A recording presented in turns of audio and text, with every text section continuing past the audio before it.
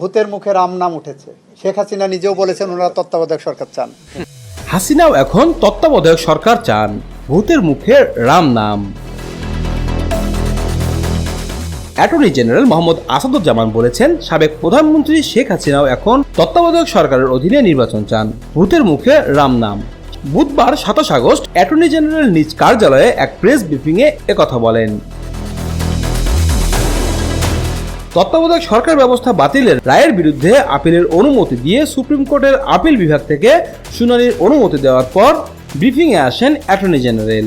রাষ্ট্রপ্রধানের আইন কর্মকর্তা বলেন, সংবিধানের ত্রয়োদশ সংশোধনী তত্ত্বাবধায়ক সরকার ব্যবস্থা বাতিল ঘোষণা করে সুপ্রিম কোর্টের আপিল বিভাগ রায় দিয়েছিলেন। আমরা আজকে আদালতে বলেছি, এখন আবার আমরা তত্ত্বাবধায়ক সরকার ব্যবস্থা ফেরাতে চাই। আমরা মনে করি দেশের তত্ত্বাবধায়ক সরকার ব্যবস্থা ফিরে আসবে।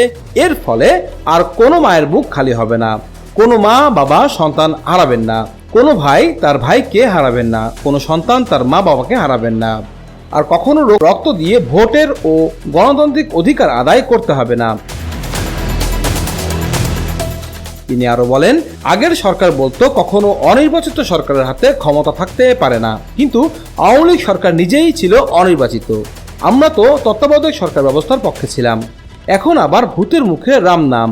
শেখ হাসিনা তত্ত্বাবধায়ক সরকার ব্যবস্থা চাই।